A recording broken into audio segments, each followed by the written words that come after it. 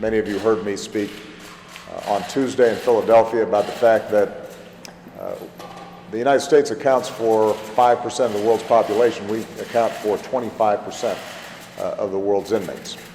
And that represents a huge surge since 1980.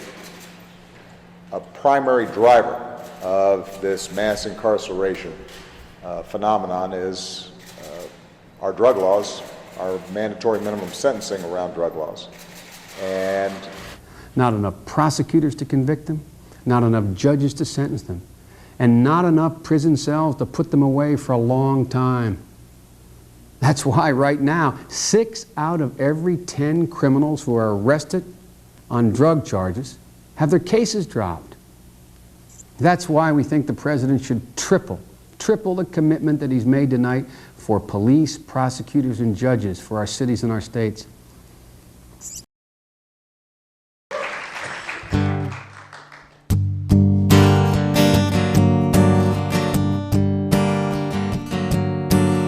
Got to be light workers in this moment. We didn't beat Bull Connor because we became like him. We didn't bring bigger dogs and bigger fires. We had these geniuses of activism, artists of activism. A perfect fit. All the expanded the country's full of imagination. Girl, and that's what we need right now. Of a tourniquet. Can you save me? Come on and we must take back the streets. It doesn't matter whether or not the person that is accosting your son or daughter or my son or daughter, my wife, your husband, my mother, your parents. It doesn't matter whether or not they were deprived as a youth. It doesn't matter or not whether or not they had no background that enabled them to become socialized into the fabric of society. It doesn't matter whether or not they're the victims of society. The end result is they're about to knock my mother on the head with a lead pipe, shoot my sister, beat up my wife, take on my sons. So I don't want to ask what made them do this. They must be taken off the street.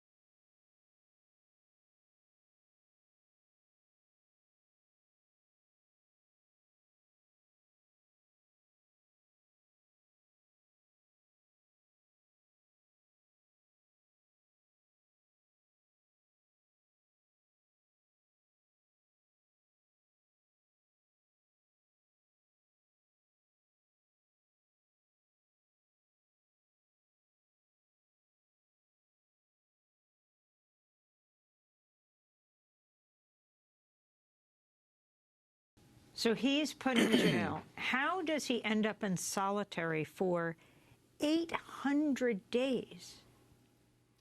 Khalif didn't want to be around didn't want to be around the crap that goes on, but the crap that goes on in Rikers, which is it's a gladiator school. You go there to learn how to fight, to defend your life, to like fight until the day that you are released.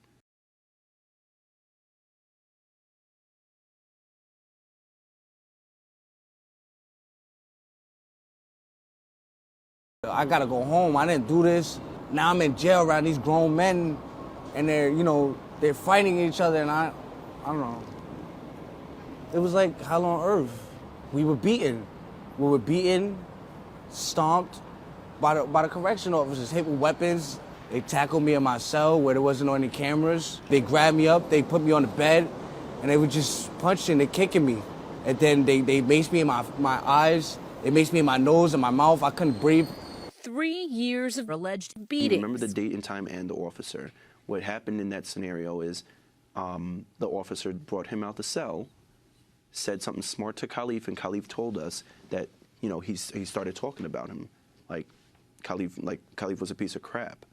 And so Khalif spoke back to him and said something smart.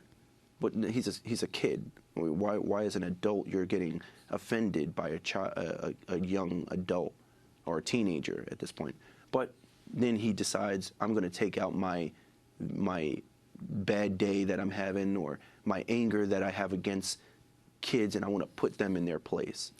You're an overpriced babysitter. That's what you are. The poor parents going to jail for their kids not going to school without you even knowing what's happening in the house. And why don't you care what the issue is at the house that's keeping the kids from going to the schools? Like, there was a woman, you did the story here, who was ill. Like, what is it that makes you say, nah, you know what, we gotta spank them, we gotta spank them? How very Republican of you.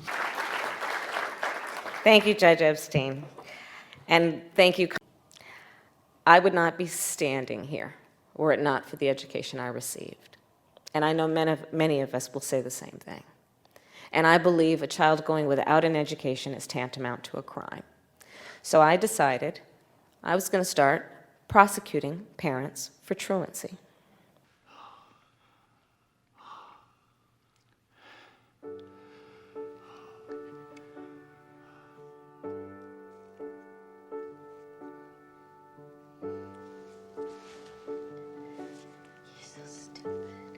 As prosecutors, we always start with a chain of evidence. The evidence is clear.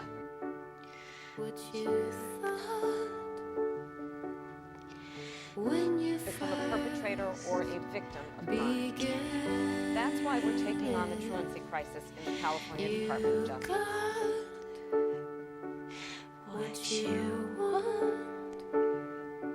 It was the first time in 80 years we rejected the notion that the condition of sentencing must be related to how long it would take to rehabilitate.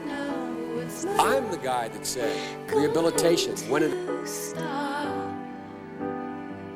occurs, we don't understand it, notice it, and even when we notice it and we know it occurs, we don't know why.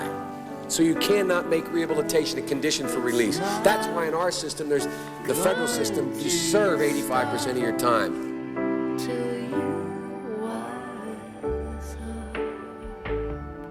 His new memoir is called Beautiful Things. In case you've been wondering where he is, welcome Hunter Biden. I think that so many addicts are completely dehumanized. Politics has become so toxic. It has, and I think that the thing that I hope my dad is able to bring back is his genuine desire to take some of that toxicity out. Let's get something straight. You shouldn't be disappointed. What I've done so far is more than anybody else has done this far. Okay? Number one. Number two, I mean what I say when I say it. I mean what I say when I say it. Huh? In line with what the president is calling for, we have to hold every drug user accountable. Because if there were no drug users, there would be no appetite for drugs, and there'd be no market for them.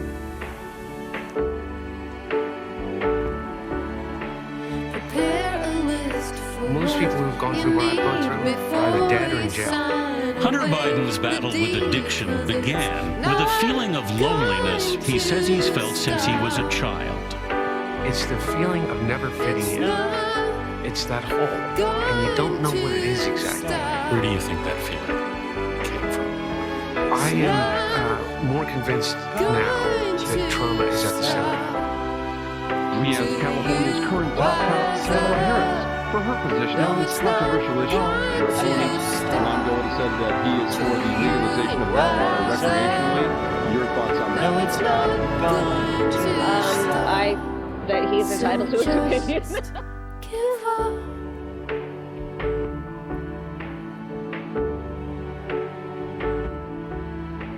By stopping crime before it starts, we can save billions, and we can save lives. Kamala Harris, a prosecutor with conviction.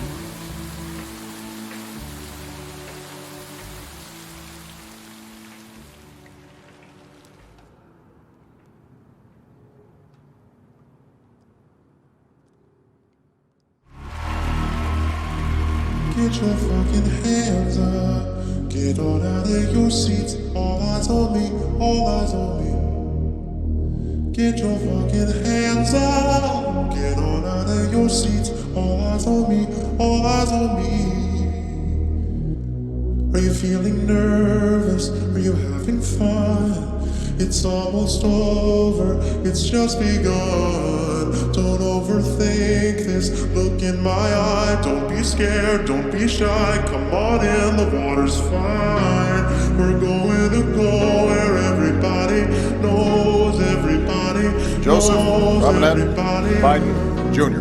We're going to Will go the aide please where read the citation? knows everybody. Vice President Joseph R. Biden Jr. In a career of public service spanning nearly half a century, Vice President Joseph R. Biden Jr. has left his mark on almost every part of our nation. But I get to walk out, and you make it all by yourself. All by yourself. Harry Truman was right about the buck stopping at the desk.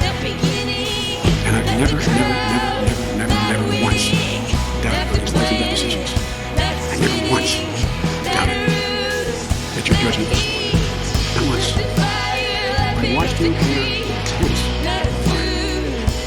I will venture to say that no president in history has had as many novel crises land on his desk.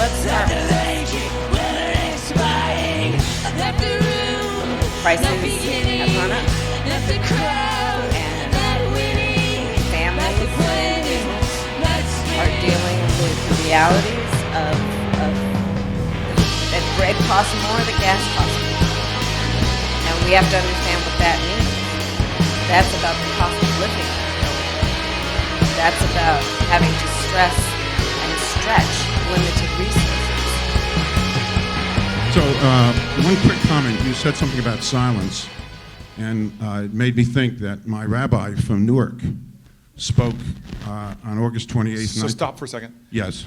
Rabbi Prince is one of the Correct. great Americans. Correct. Great Correct, American. correct. And I'll use just a moment of Torah. Can we do a little Torah portion right now? When Moses came down with the law, right? And the Jews were worshiping a golden calf. If you know your Torah, they were told, God said, okay, I'm going to destroy these people. We'll get you some new people to lead. This is horrible. And Moses says to God, argues with God, and basically says to God, no, you won't. The Hebrew is beautiful. Macheni nami sifreka. If you destroy these people, then erase me from your book. I want no part of you. This idea that when you see injustice, even if somebody tries to tell you this is God's wrath or God's will, you do not accept it. Rabbi Prince talks about silence being one of our great problems. Silence is the great evil.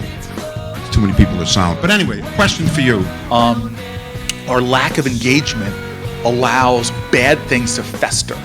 And the reason why I wanted to end with this is because one of the things that anguishes me the most, that seems to be a sinful silence about in this country, and it hurts all of us, especially here in New Jersey, when billions of dollars of our taxpayer money is being drained down this black hole, is the brokenness of our criminal justice system in America.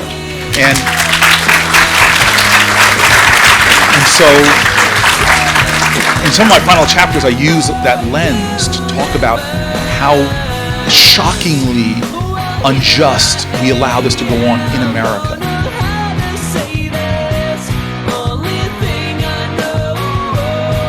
The states of the world accepted that the priority in the drug issue is just to combat the crime and not to help the people to deal with the drug they can encounter at any corner of the street. Today, I am a citizen of the world. I am retired, but I continue the fight I began as a minister. And if I had the possibility to call President Obama or President Putin, I would like to tell them, look,